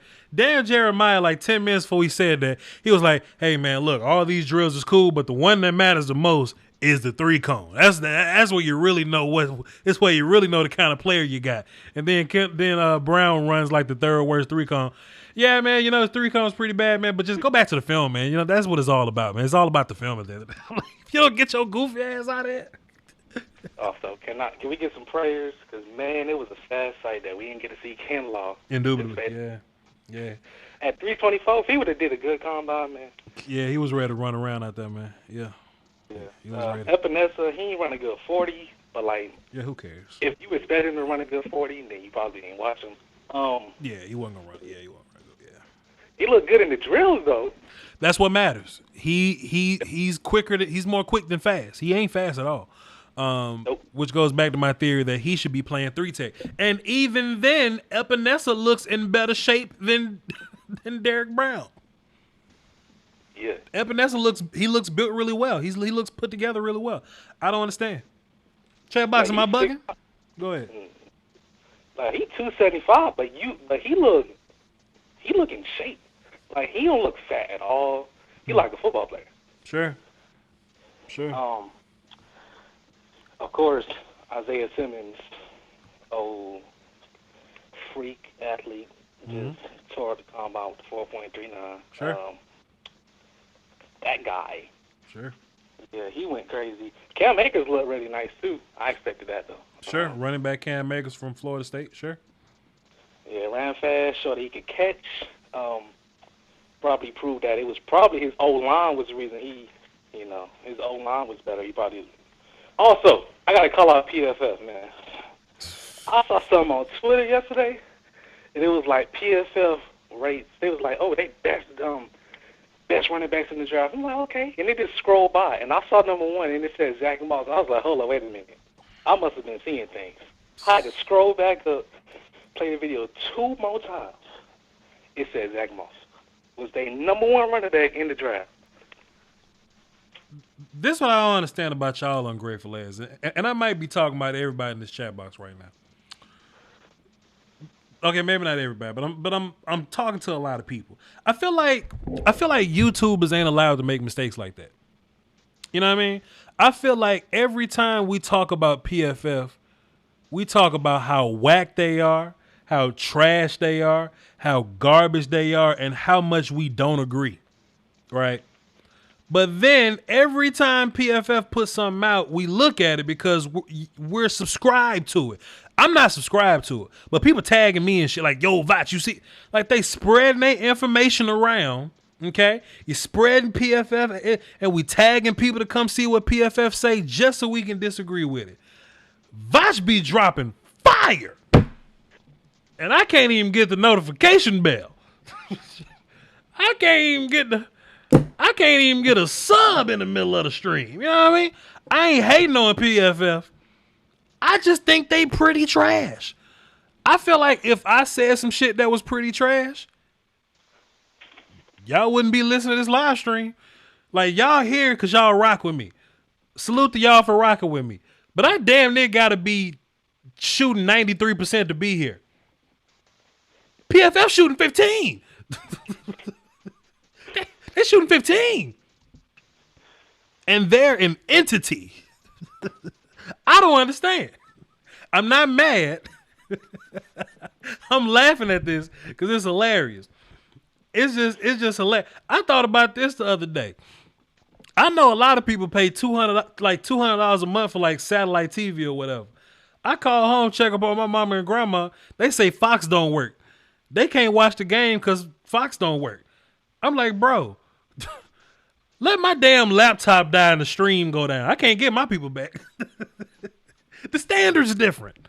Can we hold PFF to the same standard that we hold YouTubers to? Let Law Nation come out and say some bullshit. A ball game. My bad, Tony. This ain't about me. This is about you, sir. Continue to tell me about Zach Moss and the tomfoolery that you saw on PFF, sir. Man, I saw Zach Moss in number one. I was like, I had to watch the video back a couple of times. I was like, then you gave him an extra view. Time out. You gave him an extra view because you didn't believe. How many times you watched my videos twice? I scrolled past it and I saw Zach Moss. I was like, wait. No, I really saw it said number 2 Swift because I had missed number one. I was like, oh, let me do number one. It said Zach Moss. I was like, wait a minute. You talking about the Zach Moss? They must think he's the cousin or brother of Randy Moss because he sure is not the best running back in this draft. I like Zach Moss, but he's not better than Swift or 6'4", 270 Clyde or like Dobbins or anything like that. But I do like Moss. He's just. But number one in the draft, nah. Ain't that what y'all get? I like him, but number one, nope. Andrew Thomas. Apparently, some people had questions about his arm length. Measured in with 36-inch arms. Nobody has questions about that anymore. Watch the film. Yeah. Some people was like, oh, he might have to move to guard because of his arms. They got 36-inch arms, so that's not a competition anymore. No, he's good. Herbert was looking nice, but you get Herbert on the field, and he don't look nice. I don't think any of the quarterbacks did anything to separate themselves. The quarterbacks with the big arms had big arms. Jake Fromm with the little arm went behind the dude with the biggest arm, so it made Jake look bad. I just really don't like how the Illuminati really trying to push Jalen Hurts. They're like, hey, yo, Jalen Hurts, woo! He look like a different cat out here. Like, no, he don't. Jalen Hurts is like the same guy he always looked. Jalen Hurts will make a throw if nobody's rushing him and there's no schedule and there are no reads and there's, like that's fine. My problem with Jalen Hurts is when the pressure get there. Even when it ain't pressure, he can miss a read. Jalen Hurts, he'll just miss a read and run around and get someone. And you don't understand how bad Jalen Hurts is till you watch CeeDee Lamb. CeeDee Lamb could have been the best receiver in football last year, but Jalen Hurts just kept missing him. He kept missing them. Not incomplete. The reads. He just didn't make the throws. And he ducked his head and he ran. Deshaun Watson got that same problem. It's just that Herbert's not fast enough to be Deshaun Watson. He's not fast enough to be Lamar Jackson. He don't throw well enough to be Dak Prescott or Deshaun Watson. He don't read well enough to be those guys, to be Dak Prescott. So I don't know what the hell they're going to do with Jalen Hurts, fan, but they trying to do their best sell job on him. Yeah. People really trying to hop up Hurts. Well, look at Lamar. I'm like, everybody's thinking, some people pushing Hurts as a second-round prospect. They like, well, he tests well. Well, look at Lamar. I'm like, he's not Lamar, though. He don't run like Lamar. He ain't an athlete like Lamar. He don't got an arm like Lamar. Lamar's problem was he wasn't consistent with his mechanics. Mm-hmm. Hurts' problem, he got many problems. He ain't Lamar. Please stop saying he Lamar. Man, somebody gonna try to drag that man in the second round. Ain't gonna. They might not even be disappointed because they probably watched the tape and was probably disappointed from that anyway. As long as it ain't my team, Tom. As long as it ain't my team. Last point, let me get you up out of here. Go ahead, sir. one dude that looked nice. Kendall Murray. Now Kendall Murray looked nice. A lot of linebackers look nice, but Isaiah Simmons came out there, destroyed the combine, went home, and then they looked bad by comparison. But Kendall Murray looked nice. Yeah. Weighed in at 241, ran a 4.52. You can tell it's on tape though, because he runs on the sideline on tape. Sure. Well, I appreciate you, Tony, man. This was a very lengthy call, and to be fair, most of the length came from me fussing at PFF, but I appreciate you for calling in, fam. Salute. Yeah, you up. Tony be calling like, yeah, man, what's good, man? How's the family? Yeah, man, shit. I know, man. Work was crazy today, boy. Sure was. Yeah, man. Hey, man, gas $1.99 at the spot. I like Tone, man. Sean Doty dropped 25 in the super chat. Voch, can you drop a film session on Herbert? I got to see your opinion on Herbert. I don't like him at all, and I'm wondering why he's viewed as a top 10 pick. I'll tell you what, Sean, I don't like him neither. He's a top 10 pick because quarterbacks get priority, but I'll do a film session for you, Sean Doty. We'll see what we can do with Justin Herbert. We'll see what we can do. We got 2 callers, and I'm going to get to them relatively quick. I ain't got all night. Darian, what's up, man? What's good, G? What's good? What's happening with you? Everything good, man. Real quick, I didn't know you was a battle rap fan. Facts. It was a crazy weekend. Yeah. But, that was crazy. I'm glad you went to get you 3-0. People keep trying to cap for your boy, but this the problem, man. We ain't doing that. This the problem, man. And chat box, I'm about to talk battle rap for like 60 seconds. Let me put myself on clock game so I'm not doing this too long, because we definitely got to get draft talk out the way. Hold on. I got you. Hold on. Let me just put myself on the clock, man. I'm going to give myself 60 seconds to talk battle rap, because this is just my thing. So what Geechee does really well is he's good at setting up the momentum, right? He's really good at that. Mm-hmm. That's why when he goes to rap, the first thing he do is he grabs that microphone and he starts screaming, because he wants to get the energy up and he wants the crowd to get up with him. And 9 times out of 10, that first bar or the first 4 get the energy up, right? Uh-huh. The big problem was Geechee went first. That's the problem. Yeah. And Geechee... You meant Twerk first. Yeah, I got you. Geechee talked to Twerk's soul the entire first, and that wasn't even Geechee's best round. He talked to Twerk's soul. He said, he said, where was the strap? Why you ain't pull it? If you pull a gun on me and don't kill me, I'm gonna kill you. You beat up Norbs. You made your homie beat up a senior citizen. You know what I'm saying? He was talking to Twerk, and the first thing Twerk did was says, "You triangles, I'm gonna throw you a bullet. Use a pick." That's not enough, Twerk. Ooh. That is not enough, Twerk. If Geechee Gotti is talking to your soul, time out. If Geechee Gotti is talking to your soul, you can't rap about Family Guy and the Pawtucket Patriot, you Peter Griffin. You can't do that. He broke him down in the second round too. All 3 rounds. He broke him down all 3. Let me ask you this though, Darren. Let me see how real you are. What's the best line of the whole battle? What's Geechee's best line the whole battle? There's a bunch, but my personal 2 was the last one when he talked about taking his hood off, and he's talking about just like your hood will never come off, my hood will never come off my arm. Talking about the tat. Right, but what's the best one though? My favorite one.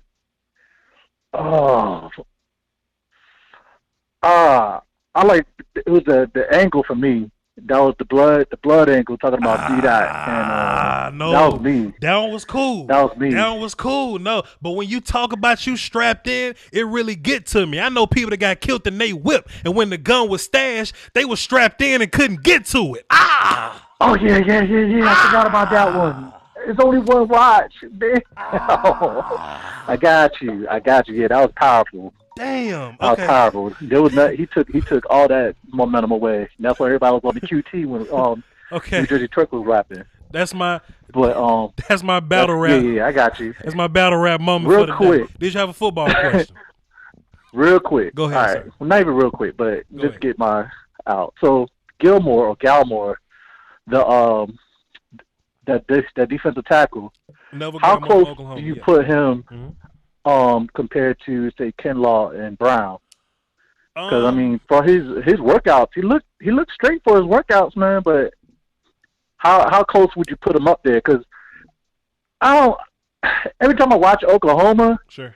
I mean, Oklahoma's trash on defense. I mean, let's be honest. It's easy to look good, like your boy Murray, and then your boy Gallimore. But I just want to know because I know you did a lot more research as far as dealing with defensive tackles in the trenches and stuff. I didn't really watch the Big 12 too much because I'm a big SEC guy, so I kind of want to know your comparison on that. Well, Gallimore is pretty far away from KingLombardi and Brown, but I think that's because of consistency. The one thing, like think about from a pure talent perspective or whatever. Like, if you kind of can deal with KingLombardi's strength, then he can consistently beat you with his quickness. Or if you deal with his quickness, he can beat you with power.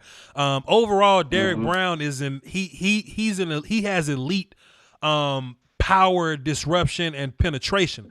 I don't think Gallimore is necessarily elite in either of those spots. I think what he is he's really quick for his size. He can get you on the inside, and his quickness can allow him to get hands on you quicker, and that'll result in a lot of power surges from him.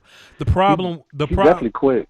Right, but the problem with Neville Gallimore is his inconsistency. If he doesn't get you off the rip, he doesn't get hands out. He doesn't get hands inside perfectly. He doesn't beat you with quickness perfectly. Then you can just kind of block him. And when you watch a lot of Gallimore film, you just see him kind of get blocked a lot. Yeah. Okay. I got you. The other thing too, with the CeeDee Lamb comparison, I don't want to make the comparison about like with NFL guys. I know that's not your thing, but if I were to say as far as like having a strength with CeeDee Lamb, of course you don't really care about his 40. It kind of reminds me of a boy from Green Bay. He won't fast either. Devontae Adams. He won't fast either, but the route running is so crisp. The man is always open. And that's how I feel about CeeDee Lamb.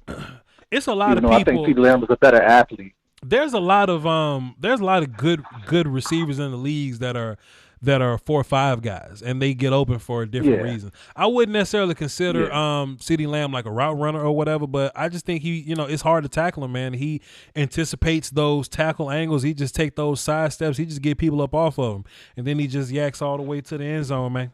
But hey, gotcha. D, this was a good call, man. I got in my battle rap bag for a little bit. When I start my second channel, I'm gonna start covering some battle rap for real though, cause I be in there, fam. I be in there. I got you. Appreciate it, man. No problem, bro.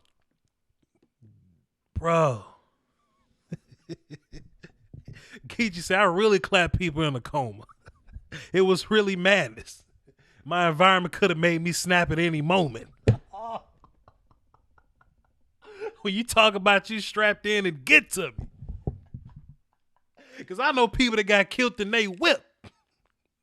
And they had the gun stash. So since they were strapped in, they couldn't get to it. Oh, boy. I almost cried when I heard that, boy. I almost cried when Geechee hit me with that fire, bro. Nick Gasser, you watch battle rap? No, I do not. Don't stay in school, man. You don't need to hear that ferocious shit they was spit. You need to stay in school, boy. Get your education, man. Don't listen to them gangsters on it. Don't do it. Don't do it. He say Pyru Street. He say Pyru is a street in Compton, and you wouldn't even know how to get there. You wouldn't even know how to get there. How you rapping Pyru, but you don't know where the street at? Oh goodness, I'm sorry, Nick Gashler. You the last call for the night, sir. Talk to me about whatever the hell you want to talk about.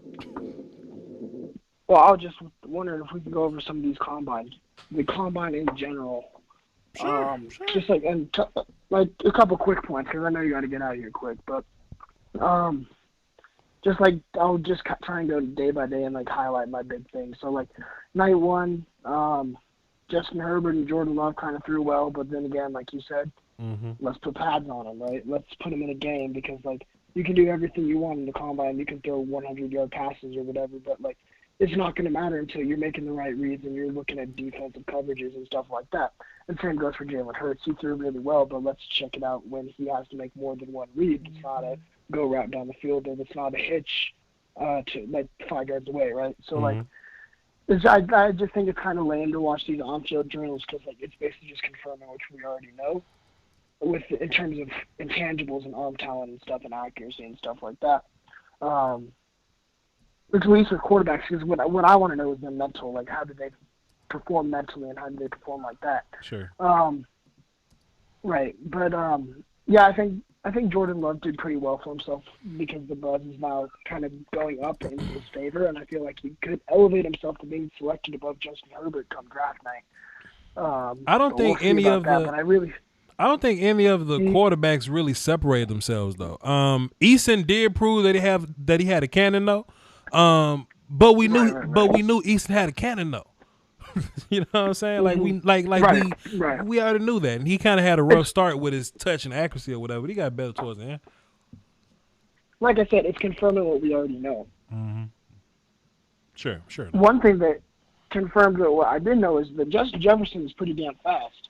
Yeah, sure. 4.44. I really liked that time. That was one of like the whatever his name on NFL Network, Daniel Jeremiah said it, but that was one of the more important times in this combine just because he proved himself in terms of speed. Sure. And then Henry Ruggs ran out of the gym. Like it's pretty good to watch stuff like that. And then I think CeeDee Lamb ran about where we'd anticipate. I thought Jerry Jeudy ran a little bit higher than I thought he would. I thought Jalen Reagor ran really. I thought he'd run in the 4.3s maybe, but he ran in the almost 4.5. So that was interesting to watch. Sure. But other than that, there's not much else coming out of that day one other than those couple points that I wanted to make. Mm-hmm. Day two, Christian Wirfs probably made himself some money. Would you agree with that athleticism? Sure, absolutely, yeah, 100% made him some money. Yeah. And here's my thing, because like Tristan Wirfs, like obviously he's athletic, but I feel like every year there's that athletic tackle at the combine the teams fall in love with, and they pick him in the first round. He ends up being like a Garrett Bowles, because I've seen it happen with Garrett Bowles in Denver, where he is just kind of average. It was gonna be comes out of it. It was gonna be Greg Little from Ole Miss one year, but he was kind of soft and lazy, so he fell in the draft. But for a long time, he was about to be one of those guys. Yeah. And then I also thought Mekhi Becton ran really well too. I like that 5.1 time. That'll probably raise his stock. But other than that, again, I don't really know why Andrew Thomas is falling.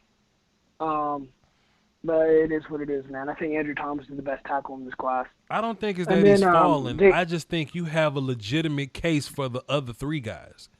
You know what I'm saying? True. That's true. Like I know some people are saying that he's falling, but if he's somebody's tackle number 4, that may get him to like pick number 13 or something, and that may be their tackle number 1. You know what I'm saying?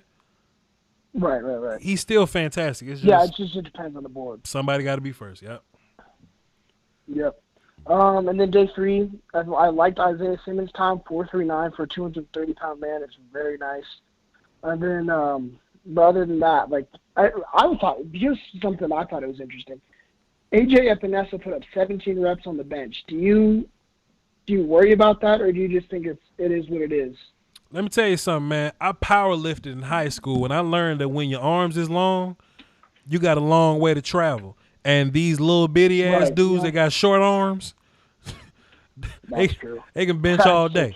AJ Epinesa and Becton. Look how long Becton's arms were. He didn't bench out the world, and he's on film tossing people, right? True.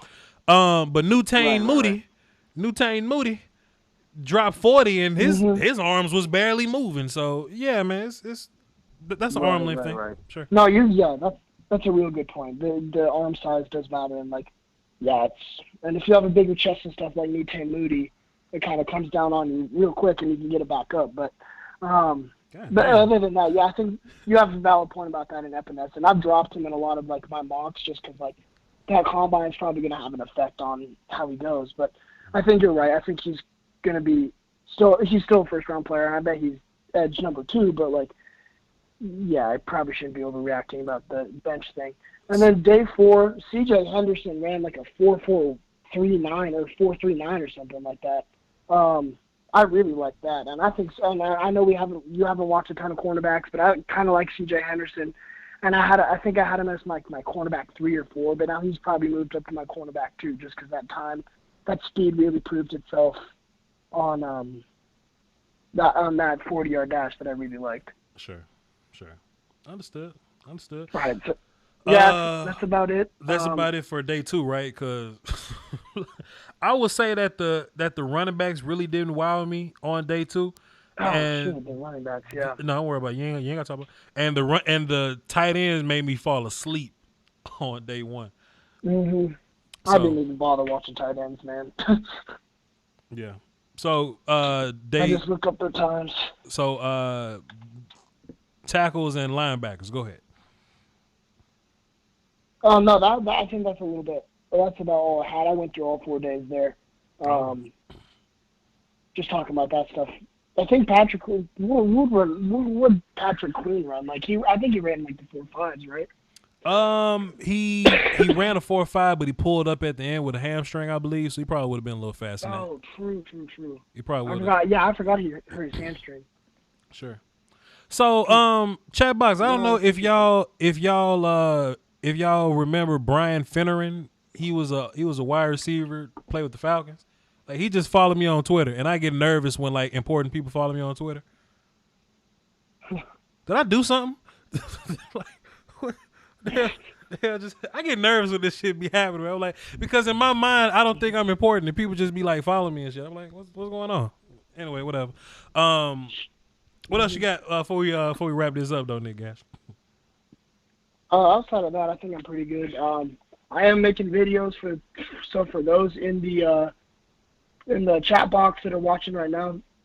Feel free to look up my name. It's just Nick Gashler, Gaschler. I'm working on quarterbacks right now. I'm going to keep doing film breakdowns. Finally taking Voch's advice.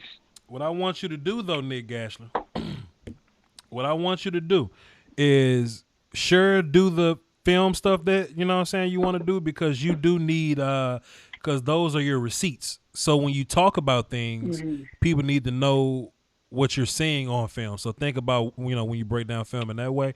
But you're really good at presenting information. So don't forget to present information. That needs to be the bulk of what you do, because that's what you're really good at. So think about these shorter videos, these think pieces, these ranking videos, like shit like that. Kind of, push a little bit of that content, because that's what you're really good at. Just take my advice. Will do. Take my advice. No, I'll take that into consideration. I'm pretty up at this point. It's early on. my man's. And then you're going to play, and then summer football practice is going to come around. You're going to stop YouTubing again. So I feel appreciate it, Nick Gash. Yes, sir. Have a good night. Boy, Nick going to get a girlfriend to forget all about this YouTube shit, boy. Chat box, it's your time. It is your time, chat box. 144. I wasn't gonna be this long, I swear, but I enjoy talking to y'all, man. 144, chat box. Y'all can ask me any questions y'all want to ask, and I will answer them. Hit me with your best shot. Fire away. All right. And after that, I'm gonna go play dominoes with the bros and celebrate my birthday. I turned 28 today, man, and this is what I noticed about this industry.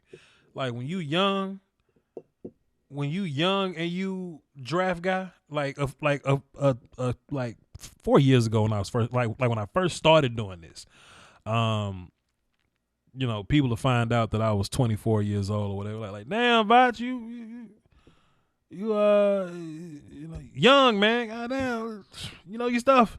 That's kind of like hearing Lil Bow Wow and Lil Romeo rapping. You know what I'm saying? Like, they weren't great rappers, but they're young, so you listen to them. You know what I'm saying? Opposed to some old 40-year-old rapping or whatever. I tell Nick Gash, I say, fam, you 15 years old, dog. Get this money. Get this money, Nick Gashler. All your friends, you know what I'm saying, dropping fries and restocking toilet paper at Walmart or whatever, and you getting bans off YouTube. Nick Gashler, get your monies, bro. Anyway, chat box, what y'all talking about? What y'all talking about? Let me tweet Brian Fenner and see what he talking about, because he might want me on his radio show. Brian Fenner is a radio guy right now. So I want to see if he can get me on his radio show. I just want to see what the vibes are. Brian Fenner just follow me. I get nervous and follow me. What's that?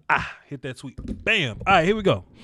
Indubitably. What's the chat talking about? I need to check out Battle Rap now. Where do I start? Well, ZC, it depends on what you like in lyricism. You like street shit? You like lyricism? You like wordplay? Do you like wittiness? Of those handful of things, describe yourself as a rap fan. Because I kind of listen to everything as a rap fan. I can go listen to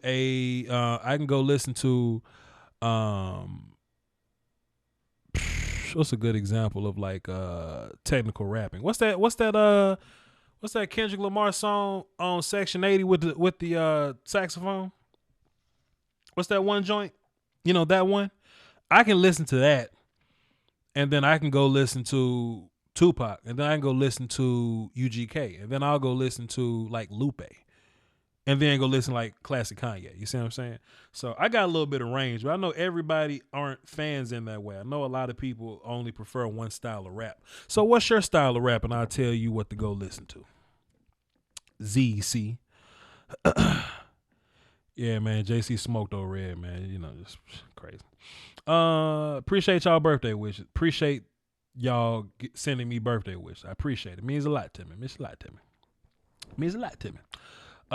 If the top four offensive linemen are gone at 11, who do you take? That's the Jets. So, shit, if ain't no offensive line there at 11, hold on. Let me write this down. I'm going to give you a great answer, by the way. Hold on. And I normally hate these, but this is important to me because I need as many of these guys off the board. So, 1, 2, 3, 4, 5, 6, 7, 8, 9, 10, 11. So let's say you say 4 offensive linemen. Then there's Chase, and then there's Jeff, and then there's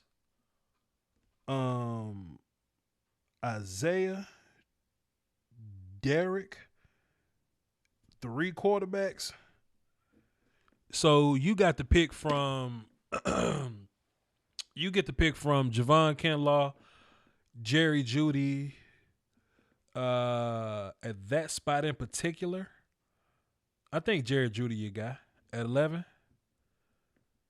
Yeah, take a receiver. I think that's the best bang for your buck there. If 3 quarterbacks gone and 4 tackles and your handful of defenders, it's either Jerry Jeudy or Kinlaw. So yeah, I mean, if you get the medicals back and Kinlaw is good, then go Kinlaw. If you want to go offense, go Jerry Jeudy. There you go. Did Marlon Davidson make money during the combine? Hey, man, they loved his interviews, man. Marlon Davis said, man, I get to assassinate people and not go to jail.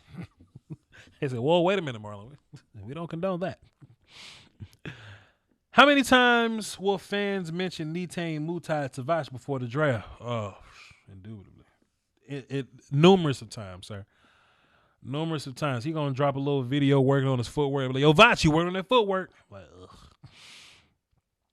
Denzel Mims in the second. Sure. How do you feel about Dak turning down $33 million and $100? Hey, it's his agent, bro. It's his agent. ZC says he likes all the above. Well, listen to.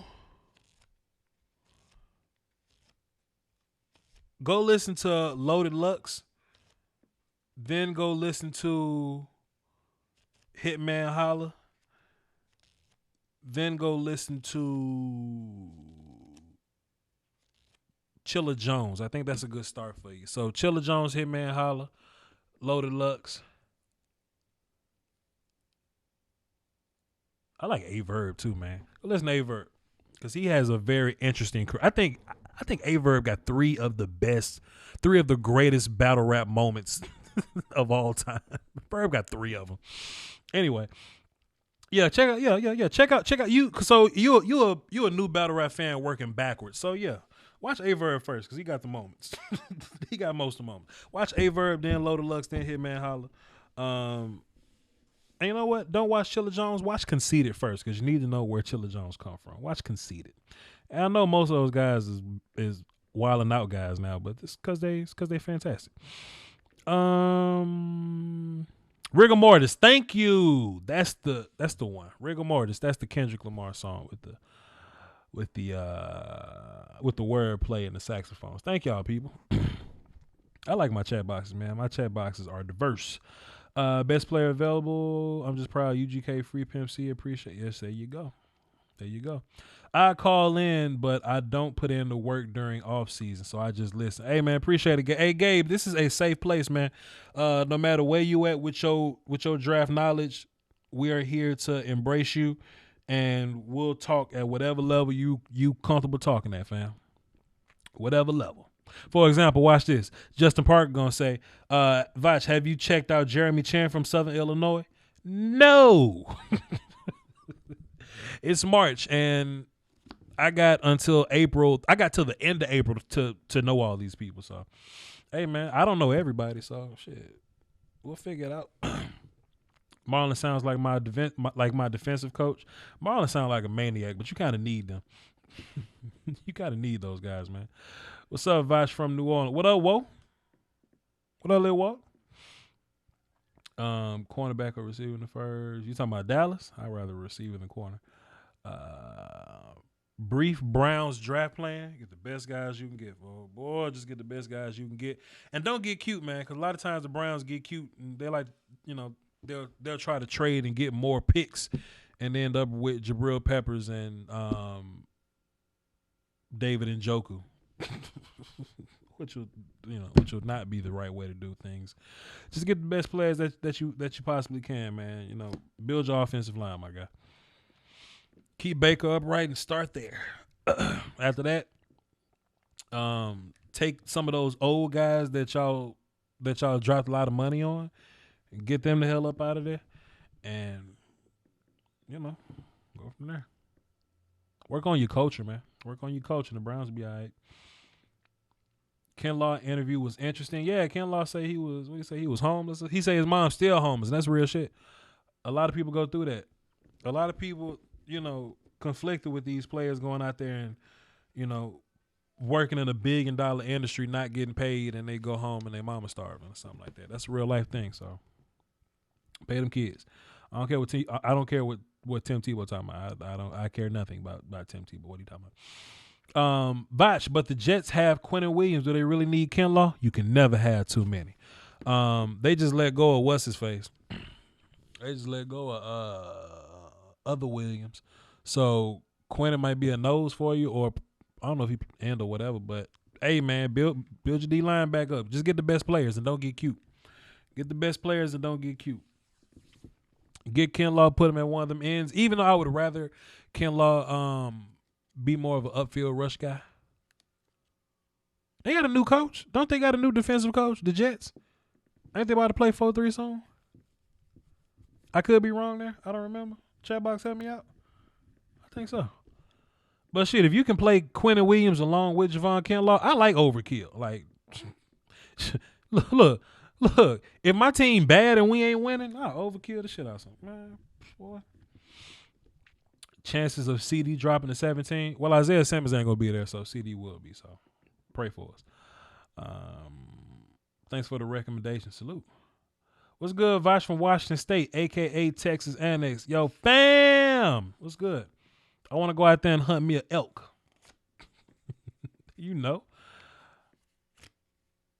I want to go everywhere I can be safe on a Second Amendment level. Charlie Clips, my guy. Yeah, Clips whack now, though, man. Clips style didn't age very well, but, Harlem people kind of gassed him. That's how you talk to yourself. Woo! Hey, ZC, when you look up Averb, watch 4 battles from Averb and you'll get it. Watch Averb versus SB versus Hollow the Don versus Hitman Holla versus Loaded Lux. Goodness. People say Verb lost the DNA. I ain't with that crowd. Verb smoked shit out of DNA, but whatever. Just check those guys out and you'll see. You'll see what we're talking about. Are we going to have tight end talks so we can joke about the fact that they struggle to move the sled 5 to 10 yards? Tony, I hate tight ends, so we're probably not going to talk tight ends. I'm probably not even going to break down tight ends. You got to be a good tight end for me to break you down. I don't think we got any first-round tight ends this year. I feel like our first 2 players are going to be secondary players, possibly. My coach and I were in film, and he randomly said, "I don't like being politically correct, so I punch my students." Politically correct, so I punch my students if they get a question wrong because it's how Stalin was taught. Your coach gonna get fired, fam. You can't say that shit in 2018. I mean 2020. My bad. Should I say 2018? 2020. The Jets ain't drafting another defensive lineman. If they do, they need to sell the franchise. I feel like the Redskins been drafting D-line for the past 7 years. I feel like there was a while where the Rams only drafted D-line for a while. Shit, I tell you what, the 49ers drafted D-line like 5 years in a row. They went to a Super Bowl with the best D-line in the league, so build that line. I like overkill, man. Like I said, if you a bad team, shit. If you a bad team, I'll overkill my ass off, boy. Best offensive tackle available first, then okay, you talking about the Jets still.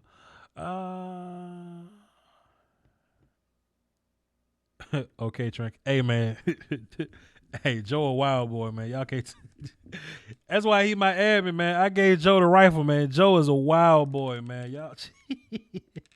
That's my guy, though.